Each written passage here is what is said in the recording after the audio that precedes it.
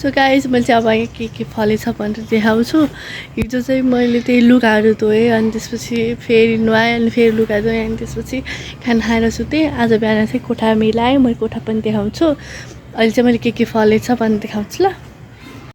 मेरो खुट्टा दुखेर यस्तो बानिरहेको छु। यहाँ चाहिँ हाम्रो प्लान्ट र फुलहरू छन्, टन्नै छन्। हामी चाहिँ माथि जाँदैछौँ, माथि के फलेछ भनेर। यो चाहिँ छतमा हो, यहाँ चाहिँ भान्टा फुलिरहेछ। यो चाहिँ पुदिना, यो साग हो अनि यो नि पुदिना, यो बोरो। यो चाहिँ कालोतीहरू अनि यो पनि सागे हो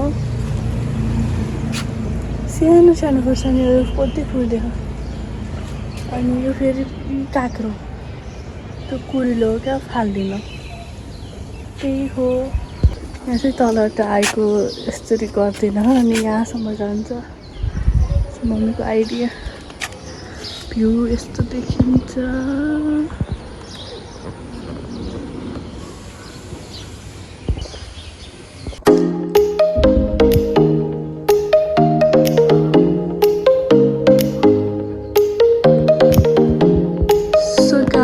मिलाएपछि चाहिँ यस्तो देखेको छ भुइँमा चाहिँ गलैँचा राख्नु बाँकी छ अझै अनि यस्तो छ यहाँ चाहिँ अलिअलि अझै डाला दुईवटा छन् त्यहाँ राखिदिनु यहाँ चाहिँ पुरै सुटकेसहरू छ अनि बेड भयो दुईवटा बेड छ